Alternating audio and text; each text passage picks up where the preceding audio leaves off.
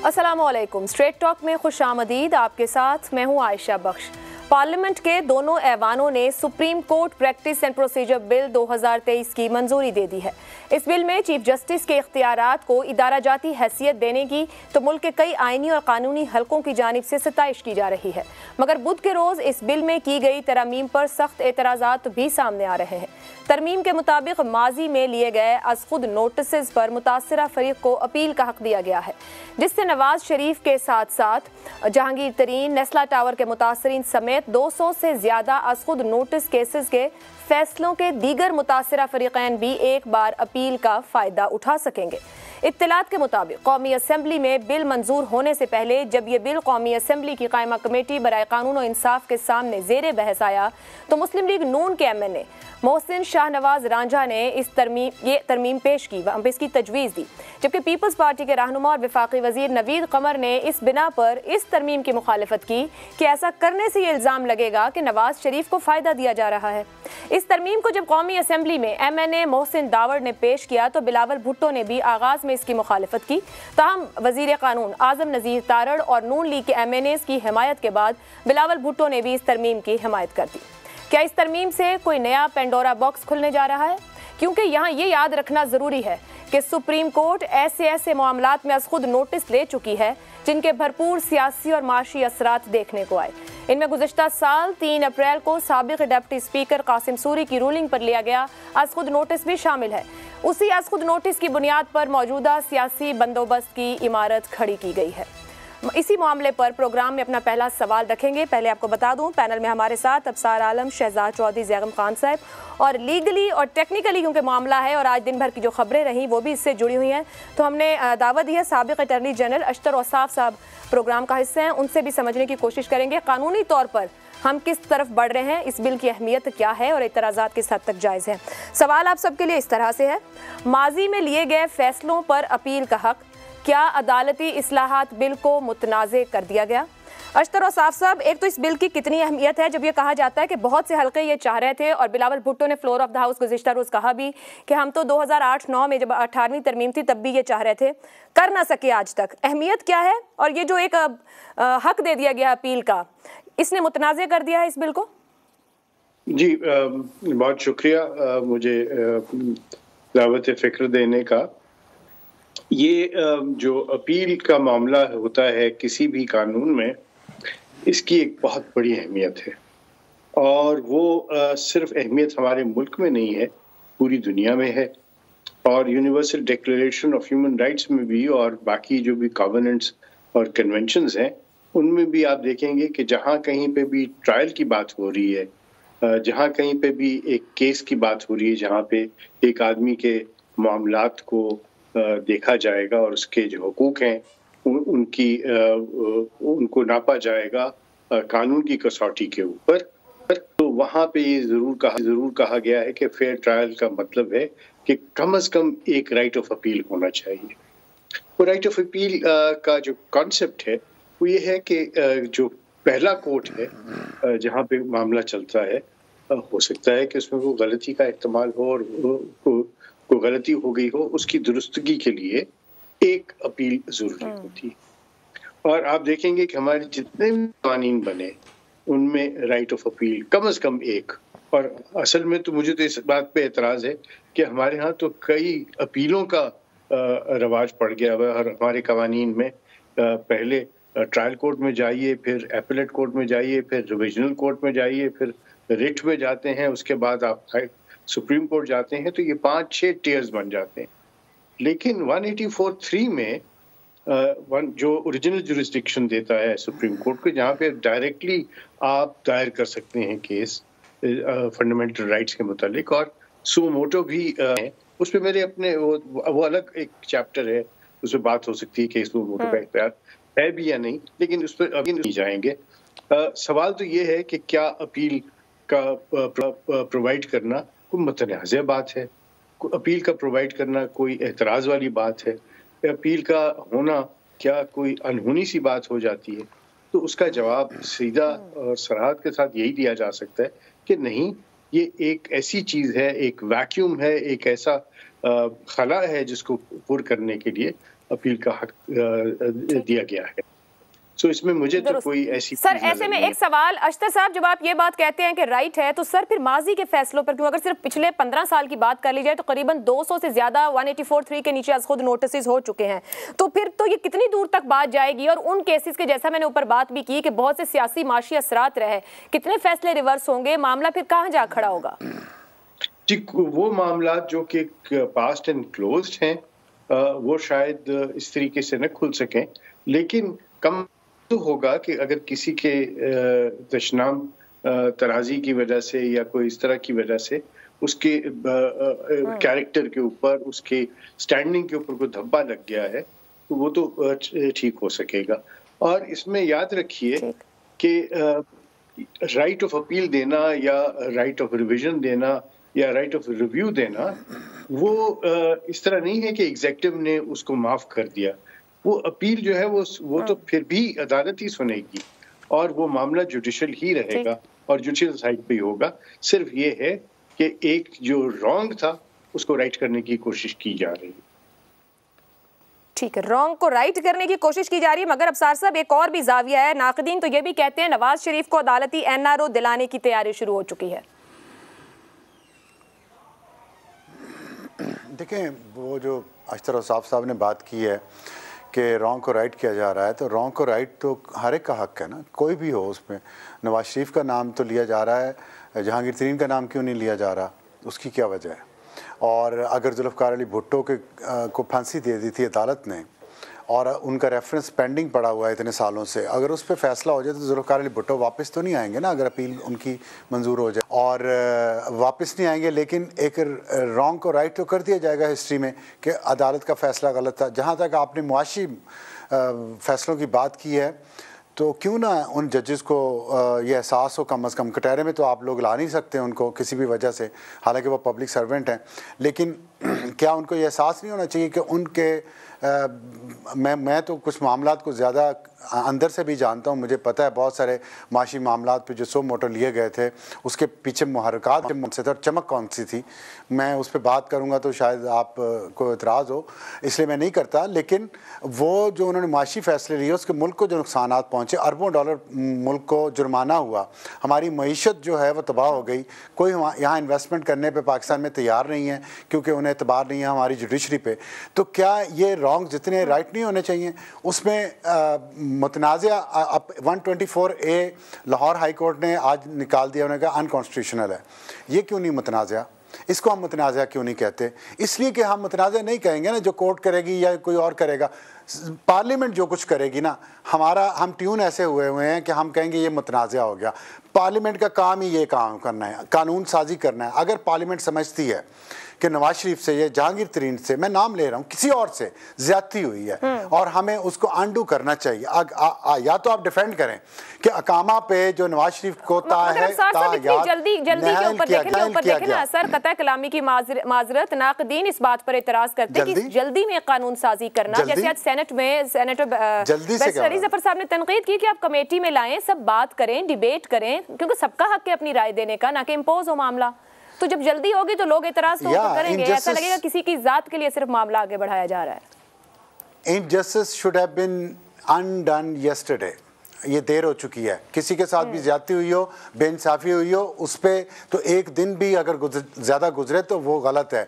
मैं सिर्फ नवाज शरीफ के केस में नहीं कह रहा, मैं और हर एक के लिए कह रहा हूँ। अपीलें जितनी पेंडिंग पड़ी हुई हैं सुप्रीम कोर्ट में, वो भी बेइंसाफी हो रही है, लोग इतने इतने सालों से जेल में हैं। आसिफ सईद खोसा के दौर में एक फांसी पे चढ़ गया था बंदा, उसके कई सालों बाद जाके उसकी अपील मंजूर हुई और वो बेगुनाह करार दिया। तो इंसाफ जब भी प्रोवाइड किया जाए, रॉन्ग को राइट जब भी किया जाए, जल्दी से करना चाहिए, देर नहीं करनी चाहिए। और मेरा ख्याल है हमें अपने ज़ाती जो पसंद नापसंद है उससे ऊपर उठ के सोचना चाहिए कि क्या ये इंसाफ है जब जजेस खुद अकामा वाले केस को कहीं कोर्ट नहीं कर रहे, जुल्फ़िकार अली भुट्टो के केस को कहीं साइट नहीं किया जाता, ना नवाज शरीफ के केस को कहीं साइट किया जाता है। इतने गंदे वो केसेस हैं दोनों, और हम यहाँ बैठ के कह देते हैं कि उसको फायदा पहुंचाया जा रहा है कि क्योंकि उसके साथ जो रॉन्ग हुआ है उसको अनडू किया जा रहा है, तो ये फायदा पहुंचाया जा रहा है। ये कैसा फायदा है मुझे आप बता दें? इतने साल जाया हुए एक शख्स के भी, मुल्क के भी, उसके बाद अगर कर रहे हैं तो मेरा ख्याल है इससे भी पहले होना चाहिए था। اس سے بھی پہلے ہوں جاتا ہے. شہزاد چودھری صاحب، رانگ کو رائٹ کیا جا رہا ہے، کیا پرانے گڑے مردے اکھاڑنے سے نظام کو فائدہ ہوگا، نقصان ہوگا، یا آلریڈی رانگ کو رائٹ کرنے میں تاخیر ہو چکی ہے؟ میرا خیال ہے کہ نظام ہی نیا لایا جا رہا ہے. آپ نظام کو کہہ رہے ہیں نا کہ متنازع بنا دیا گیا، یا اس کو یہ کہ رائٹ کو رانگ کیا جا رہا ہے. نہیں، میرا خیال ہے مکمل طور پر ایک نیا نظام ہے، اور یہ ایک بہت بڑی تبدیلی ہے ہمارے بیچ میں. آپ ایک بنیادی سوال اٹھا رہی ہیں کہ یہ جو ایک چیز ہے، آج اخبار کی خبر آپ کو، یہ میں ہیڈ لائن بالکل آپ مین سٹریم نیوز پیپر ہے پاکستان کا، اردو کا، نواز شریف کو اپیل کا حق بل منظور. یہ ہے لارجر پرسیپشن. یہ جتنی بھی باتیں کی جا رہی ہیں، اشتر صاحب اس کے بالکل ایکسپرٹ ہیں، اور باقی تمام لوگ، وہ سارے وہ کہتے ہیں جب ہم اس کو دیکھتے ہیں، اس پیکج کو، اس بل کو، تو ہم کہتے ہیں کہ بہت اچھا بل ہے، یہ ہونا چاہیے تھا. لیکن جو وقت ہے اس کا، جس طریقے سے جس وقت میں لایا جا رہا ہے، انہوں نے کہا کہ یہ کل ہو جانا چاہیے تھا. تو یہ وقت جس وقت میں لایا جا رہا ہے، جبکہ ایک سو موٹو یا ایک اپیل اس وقت آپ کی الیکشنز کے بارے میں سپریم کورٹ سن رہا ہے، اس کو یہ متنازع بنا دیتا ہے. یہ مقصد یہ اس کو متنازع بنا دیتے ہیں. دیکھیے 3-4 چیزیں ہیں. سیاسی طور پر میرا خیال ہے کہ آج عمران خان کو اپنی جگہ پتہ لگ جانی چاہیے کہ سیاسی طور پر وہ کتنی برے طریقے سے مات کھا چکا ہے. یہ اس کو ایک لیگل عدالتی پروسیس مت سمجھیں، یہ ایک سیاسی اسٹریٹجی کا ایک کمال میں کہتا ہوں کہ آج ایک اس کی جو آپ کے سامنے جو اظہار ہو رہا ہے. یعنی وہ دیکھیے کہ ایک عمران خان اکیلا ہو کے بیٹھا ہوا ہے، تمام کے تمام لوگ باقی سب ایک طرف ہیں. میں اس کی بات کرتا ہوں، لیکن بنیادی طور پر کیا ہے، نواز شریف صاحب کا حق ان کو مل جائے گا اپیل کرنے کا، شاید ملنا چاہیے اگر ان کے ساتھ پہلے زیادتی ہوئی ہے. اور اگر پہلے زیادتی ہوئی ہے تو کس قسم کا سپریم کورٹ ہے جو کسی کے کہنے پہ یا بنیادی اور چیزوں کے اوپر فیصلے کرتا ہے. تو یہ بھی ایک بالکل ٹھیک ہے. وقت آ رہا ہے، غالباً ایک نیا کورٹ بنے گا، کورٹ بنے گا. وہ جو کورٹ ہوگا وہ تمام چیزوں کو درست کر دے گا. اس کے بعد سپریم کورٹ کے اندر خود جس قسم کی ٹوٹ پھوٹ آ گئی ہے، کمزور ہو کے رہ گیا سپریم کورٹ. یعنی ایک ادارہ آپ کا ٹوٹ گیا. اس پروسیس جو پولیٹیکل پروسیس ہے، اس کے بعد صدر پاکستان کے اوپر تلوار لٹکنا شروع ہوگی. اگر سپریم کورٹ مثال کے طور پر جاتا ہے، ایک نیا سپریم کورٹ نکلتا ہے، پریزیڈنٹ کی اپنی پوزیشن، صدر پاکستان کی پوزیشن، اور اس کے بعد 2 جرنیلوں کو اس وقت آہستہ آہستہ ٹارگٹ کیا جانا شروع کر دیا. مجھے بات کر لینے دیجیے. یہ سیاسی پروسیس ہے، یہ اس کا ایک ہم درمیان میں بیٹھے ہیں، اس کے یہ حصے رہ گئے ہیں. ایجنٹس آف چینج کیا ہیں اس پاکستان کے اندر؟ ایجنٹس آف چینج 4 ہیں.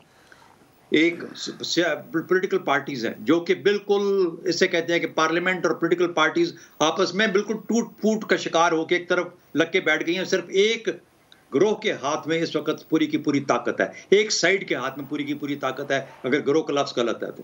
اس کے بعد فوج، ہم نے کل ڈسکس کیا تھا فوج کا برا حال، تو وہ بول ہی نہیں رہے. وہ کہہ رہے ہم تو اے پولیٹیکل ہے، نیوٹرل ہے، بھائی ہمیں کچھ نہ کہنا. عدلیہ کا حال جو ہم نے کر دیا، بریک اپ کر کے رکھ دیا تمام بینچ کو کیا، پورے سپریم کورٹ کو ڈیفینیشن ری ڈیفائن کر دی ہر چیز. اللہ کرے یہ تمام چیزیں اچھائی کی طرف لے کے جائیں، میں تو یہ دعا کرتا ہوں. اور عوام تو آٹے کے پیچھے لگے ہوئے ہیں. یہ 4 ایجنٹس آف چینج ہیں جن کو کہ آپ نے نیوٹرلائز کر کے رکھ دیا ہوا.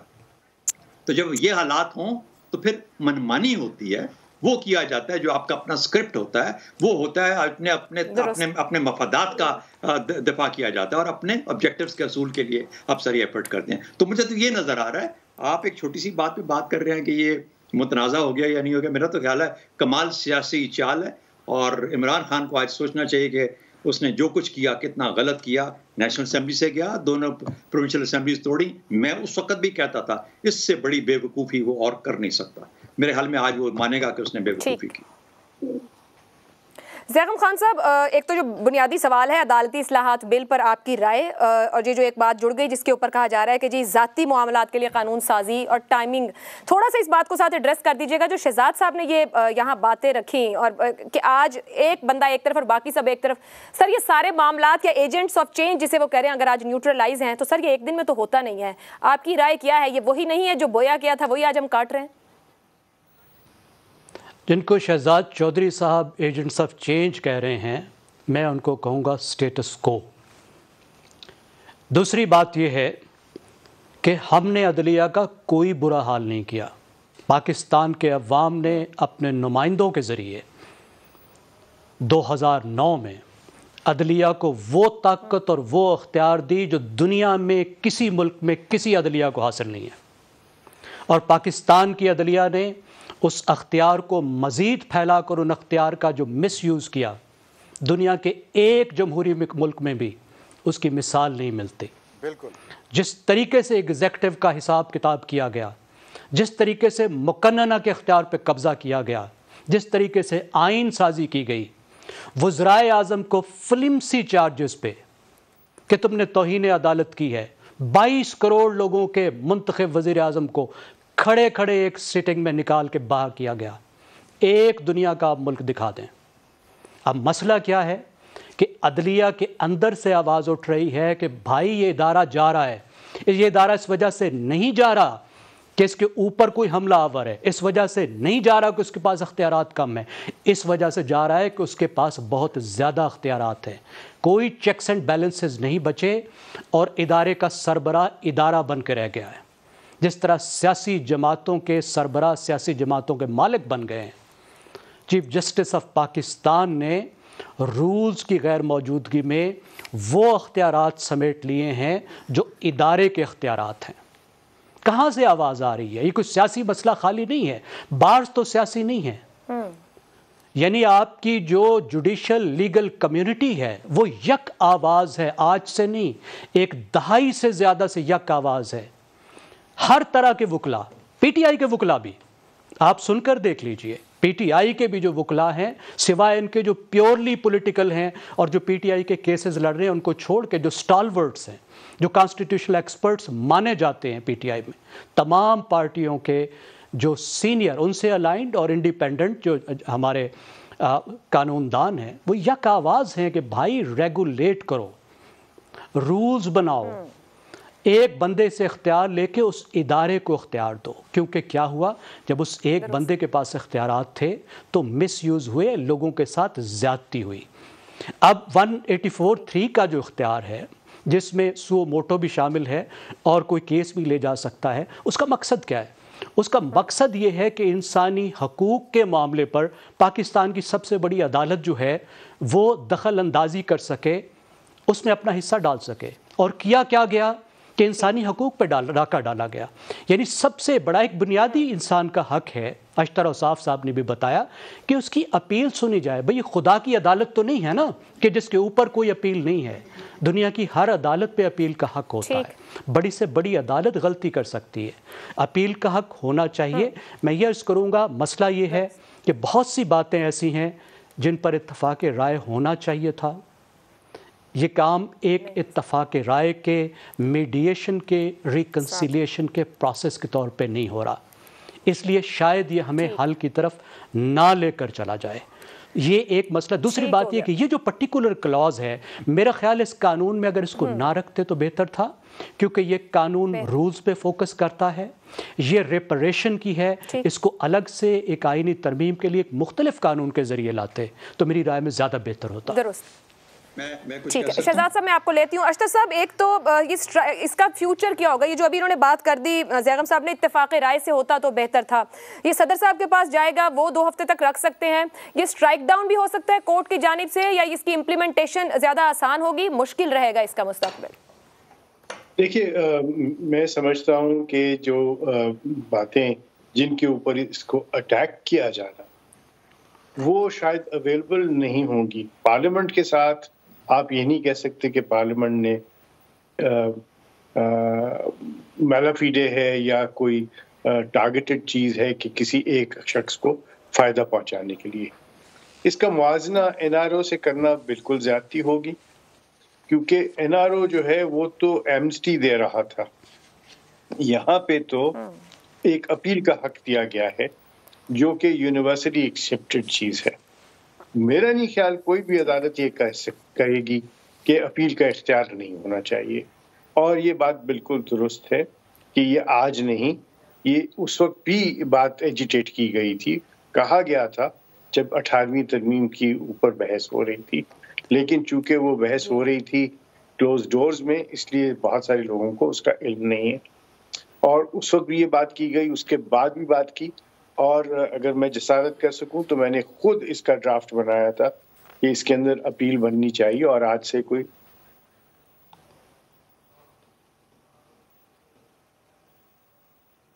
ٹھیک، آپ صاحب کی آواز نہیں آ رہی ہے. شہزاد صاحب آپ کچھ کہنا چاہ رہے تھے.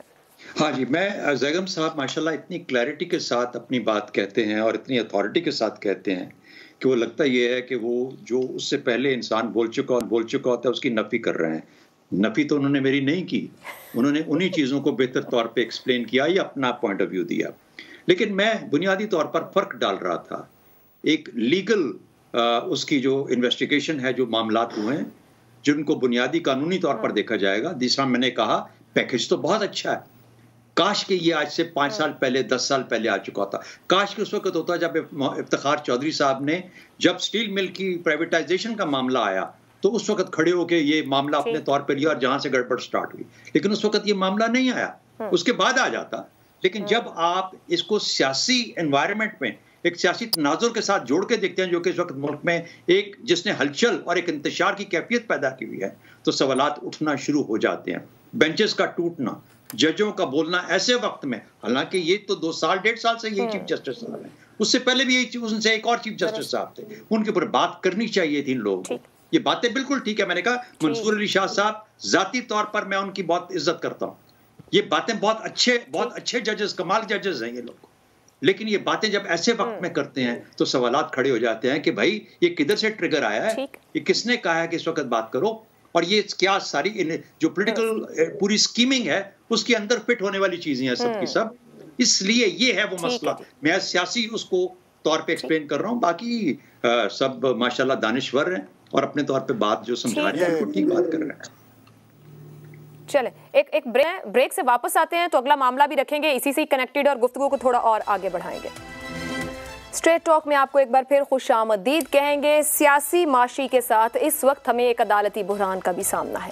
گزشتہ 30 دن 1 مارچ کو سپریم کورٹ کے chief justice Umar Ata Bandial, justice منیب اختر اور جسٹس محمد علی مظہر نے از خود نوٹس کیس میں پنجاب اور KPK میں 90 روز میں انتخابات کروانے کا حکم دیا تو اسی بینچ میں شامل 2 جج صاحبان جسٹس منصور علی شاہ اور جسٹس جمال مندوخیل نے لکھا کہ اس معاملے میں از خود نوٹس نہیں بنتا ہے، اور یہ دونوں ججز جسٹس یحییٰ آفریدی اور جسٹس اطہر من اللہ کے نوٹس سے اتفاق کرتے ہیں.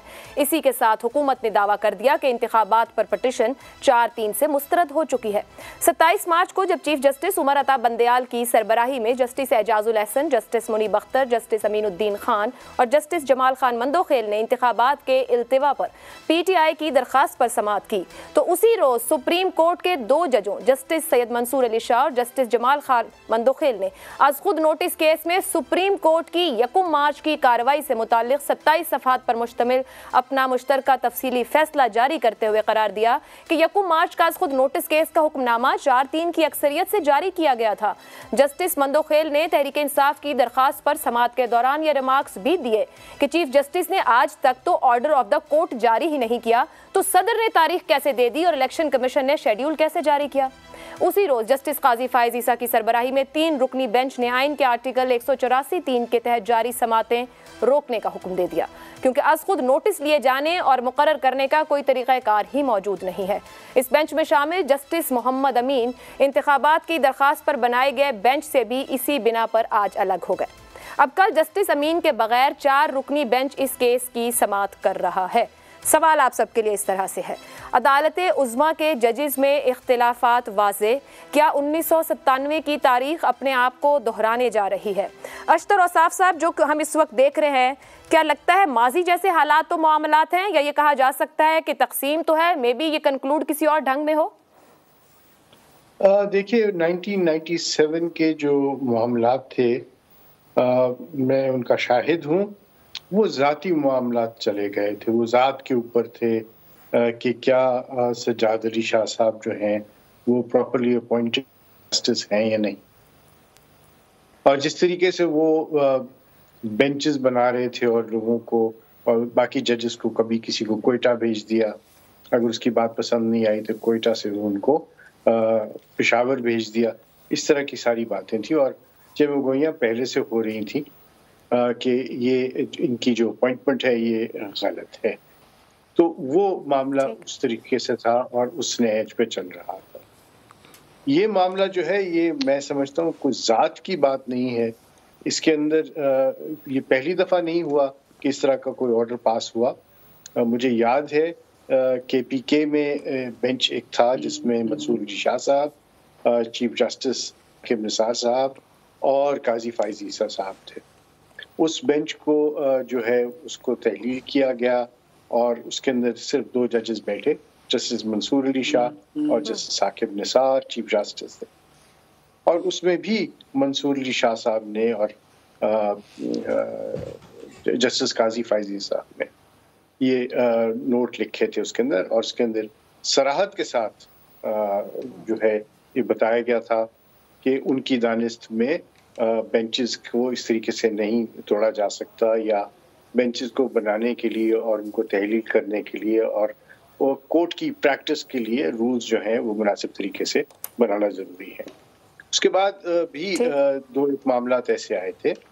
اس وقت جو ہے وہ ڈیوائڈ جو نظر آ رہی ہے وہ سوچ کی ڈیوائڈ ہے، اور وہ بھی ورکنگ آف دی کورٹ کے اوپر ہے.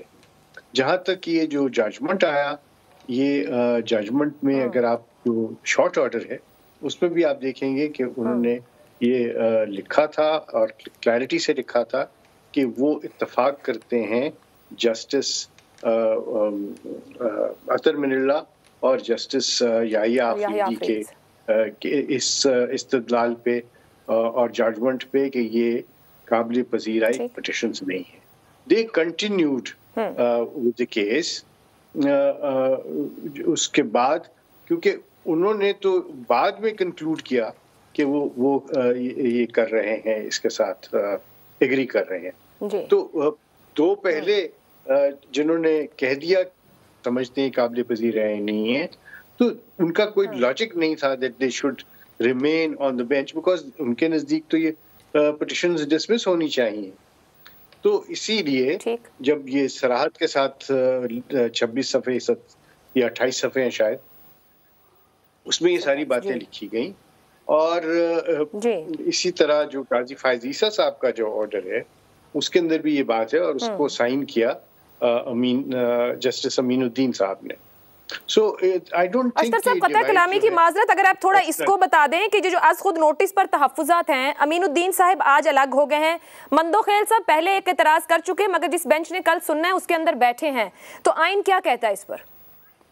جی میں عرض کروں، آئین میرے نزدیک میں نے جو ہے اس میں سو موٹو کا کوئی نہ نام ہے نہ اس کا کوئی اختیار ہے.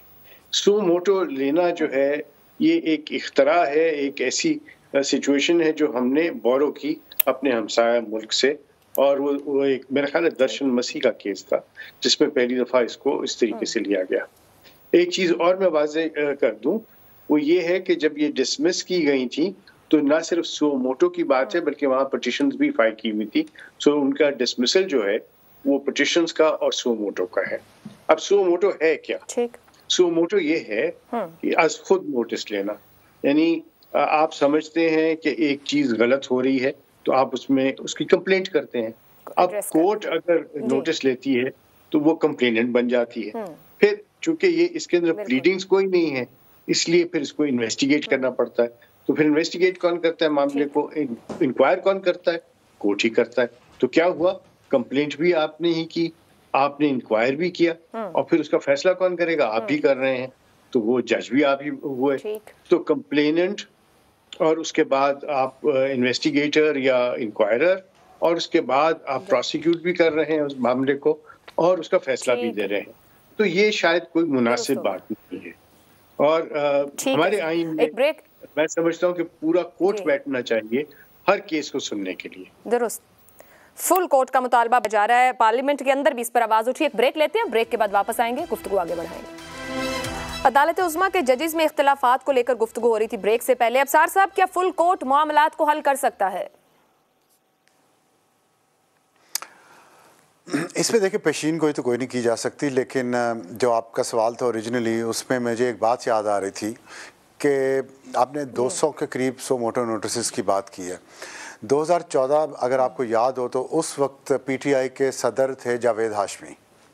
انہوں نے 2014 کے دھرنوں کے عین درمیان میں پریس کانفرنس کی اسلام آباد میں، اور انہوں نے وہاں ایک سازش کا پول کھولا کہ کچھ جرنیلوں نے یہ فیصلہ کیا ہے کہ اگلے آنے والے ججز ہمارے ہوں گے اور ہم اس ملک میں جو سیاسی افراتفری پیدا کریں گے حکومت کو ڈیسٹیبلائز کرنے کے لیے، اس میں وہ ججز ہماری مدد کریں گے اور اس حکومت کو فارغ کر دیں گے. اور وہ دیکھیں آپ نے ہوا ویسے ہی. ثاقب نثار آئے، آصف سعید کھوسہ آئے چیف جسٹس، پھر جسٹس گلزار آئے اور ابھی موجودہ چیف جسٹس ہیں. اس کے بعد بیچ میں قاضی فائز عیسیٰ صاحب ایسے ہیں جن کے بارے میں یہ شک ہے اسٹیبلشمنٹ کو کہ وہ ان کی پاکٹ میں نہیں ہے. اس وجہ سے ان کے بعد پھر ایک لائن لگی ہوئی ہے جو جونیئر ججز کو اٹھا کے ایلیویٹ کیا گیا، اوپر لایا گیا ہے، جو چیف جسٹسز بنیں گے اگلے کئی سالوں تک اس ملک کے. تو میں سمجھتا ہوں کہ اگر ججوں کو سیاست کی کیا تپش محسوس ہو رہی ہے نا اس وقت، تو اسی لیے بار بار ہم مجھے کہتے 25 سال ہو گئے ہیں کہ سیاست سے اپنے آپ کو دور رکھیں. جو پبلک سرونٹس ہوتے ہیں نا ان کو اپنے آپ کو سیاست سے دور رکھنا چاہیے. اگر وہ اپنی اس ارج پہ، سیاسی ارج پہ قابو نہیں پا سکتے کسی بھی وجہ سے، تو پھر وہ اس تپش کو محسوس کرنے کا حوصلہ بھی پیدا کریں اور اپنے اندر اس کے اپنی سکن کو سخت کریں. ذرا یہ نہیں ہو سکتا کہ آپ 63A کو ری رائٹ کر دیں آئین میں، جس کی وجہ سے یہ سارا موجودہ سیاسی بحران پیدا ہو رہا ہے. اور پھر سیاستدان جب پلٹ کے اپنی سیاست کریں جو انہیں کرنی چاہیے. سیاست کیا چیز ہے؟ سیاست ہے خلق خدا، جو چاہتی ہے وہ کرتے ہیں، وہ خلق خدا کے نمائندے بیٹھے ہیں وہ. تو آپ اگر پبلک سرونٹ ہیں تو پبلک سرونٹ رہیں، سیاست کریں گے تو سیاست میں تو پھر ایسے گھسیٹا گھساٹی تو ہوگی. اس لیے باز ہیں سیاست سے اور صرف اپنا کام کریں. ٹھیک ہے زیغم صاحب. ایک تو میں اتفاق کرتا ہوں ابصار صاحب سے کہ جو 63A پہ جس طرح سے آئین کو ری رائٹ کیا گیا، اس کے اثرات مقننہ پر بھی پڑے ہیں، انتظامیہ پر بھی پڑے ہیں اور خود عدلیہ پر بھی پڑے ہیں. کیونکہ عدلیہ نے بھی محسوس کیا ہے، عدلیہ میں ججز کی ایک تعداد ہے جس نے محسوس کیا ہے کہ معاملہ بہت آگے نکل گیا ہے. اور عدلیہ کے اندر بھی وہی معاملہ ہے جو پورے پاکستان میں ہے، جس نے پاکستانی ریاست کو لپیٹ میں لیا ہوا ہے، اور وہ مسئلہ ہے رولز آف دا گیم کا. جس طرح میں بار بار عرض کرتا ہوں کہ سیاست میں بھی یہی مسئلہ ہے کہ رولز آف دا گیم پہ اگریمنٹ نہیں ہے. اب آپ دیکھیے کہ پاکستان کی عدلیہ میں جس نے رولز آف دا گیم پہ سب کو چلانا ہے، اس کے اندر رولز آف دا گیم پہ اتفاق نہیں ہے. اور اس وقت وہاں اندر بیٹھے ہوئے ججز یہ کہہ رہے ہیں، اور بہت دنوں سے کہہ رہے ہیں، یہ ابھی کی بات نہیں ہے، بار بار کہہ رہے ہیں، وہ لکھ رہے ہیں، فل کوٹ کا مطالبہ کر رہے ہیں، فیصلوں کے اندر نوٹ لکھ رہے ہیں، سال سے لکھ رہے ہیں. یہ آج کی بات بالکل نہیں ہے، ابھی شروع نہیں ہوا. اب کنٹیکسٹ ایسا ہے کہ یہ چیز کھل کے سامنے آ گئی ہے، معاملہ ذرا زیادہ آگے نکل گیا ہے. تو وہ یہ کہہ رہے ہیں کہ بھائی رولز آف دا گیم بناؤ. وہ یہ کہہ رہے ہیں کہ جو عدالت کا اختیار ہے وہ عدالت کو دو، فرد کو مت دو. اس پہ کس کو اعتراض ہو سکتا ہے کہ اگر وہ یہ کہہ رہے ہیں کہ ایک فرد کی بجائے سپریم کورٹ کا اختیار سپریم کورٹ کے انسٹیٹیوشن کے پاس ہونا چاہیے. آپ نے پاکستان کے وزیر اعظم کو تو کہہ دیا، جو چیف ایگزیکٹو ہے، ان کو کہہ دیا کہ تمہیں فیصلے کرنے کا اختیار نہیں ہے، پوری کابینہ فیصلے کرے گی. کہیں نہیں ہوتا یہ پارلیمنٹری سسٹم میں، کیونکہ وہ چیف ایگزیکٹو ہے، اس کو فیصلہ سازی کا اختیار ہے. کہیں بھی وزیر اعظم کو فیصلوں کو منظور نہیں کروانا پڑتا پوری کابینہ سے. لیکن یہاں کہہ دیا اور خود آپ کرنے کو تیار نہیں ہے. یہ بہت مختلف ہے 1997 سے. وہ اقتدار کی ایک جنگ تھی جس میں ایک طرف وزیر اعظم نواز شریف تھے، دوسری طرف صدر لغاری اور ان کے ساتھ جناب سجاد علی شاہ تھے. آپ دیکھیے جو واقعات اس سے سجاد علی شاہ صاحب کی سسپینشن سے پہلے ہوئے، ان پہ دیکھیے. انہوں نے 58(2)B کو مثال کے طور پہ سسپینڈ کر دیا تھا، جو 13ویں ترمیم میں تھا، اور اس کی وجہ سے ایک جنگ شروع. جی دیکھیں نا، اس کی وجہ سے ان کا مقصد یہ تھا کہ اس کے بعد صدر اگلا قدم اٹھائیں اور وزیر اعظم کو نکال باہر کریں. ٹھیک ہے زیغم صاحب. جی شہزاد صاحب. جی میرے اچھا ٹائم ہے آپ کے پاس؟ اچھا چلیں میں جلدی سے کہہ دیتا. دیکھیے اصل میں یہ جو ساری بحث ہے نا، اس نے دو جو مین ہمارے مسئلے تھے ان کو ایک طرح سے ایکلپس کر دیا ہے، ایک طرح سے گما دیا ہے، اپنے اندر گھیر لیا. وہ نظر ہی نہیں آ رہے. پہلی بات، کیا الیکشن ہونے ہیں کہ نہیں ہونے، اور الیکشن 90 دن میں ہونے ہیں کہ نہیں ہونے. 90 دن کی جو قید ہے اس کو فالو کیا جائے گا، آئینی ضرورت کو کہ نہیں فالو کیا جائے گا. بنیادی نقطہ جس کی وجہ سے یہ سارا شور اٹھا ہے، اور اس کے اوپر کوئی بحث تو مکمل طور پہ بند ہوگی. نمبر 2، جو دوسری بات سوچنے والی ہے جو میں اپنے دماغ میں آئی، کہ امریکہ میں جہاں پر ڈیموکریٹ ججز اور ریپبلکن ججز ہیں، وہاں پر یہ مسئلے کیوں نہیں آتے اس طرح کے جس طرح ہمارے یہاں آتے ہیں کہ جو سیاسی جج ہیں یہ سیاسی سوچ رکھتے ہیں؟ تو کیا وجہ ہے کہ اس لیے کہ سیاسی مسئلے ان کے پاس نہیں جاتے. سیاسی مسئلے کانگریس کے اندر حل ہوتے ہیں. جہاں آپ نے ہر چیز اٹھا کے، سیاست اتنی بینکرپٹ ہے کہ ہر چیز اٹھا کے بینچ کے آگے لے کے جانا ہے حل کرنے کے لیے، تو وہ سیاست کی بینکرپسی ہے، جو کہ ایک اور چیز ہے جو چھپ رہی ہے اس سارے مسئلے میں. کیونکہ سیاست نالائق ہے اور آئین پہ کام نہیں کرنا چاہتی، اس لیے معاملے کو الجھانے کے لیے اس کے اوپر ایک غلاف چڑھا دیا گیا عدالتی بحران کا. ٹھیک ہے. اب سر صاحب بہت معذرت، پروگرام کا وقت ختم کا کامنٹ شامل نہیں کر سکوں گی. چاروں مہمانوں کا بہت شکریہ. مجھے اجازت دیجیے. اللہ حافظ.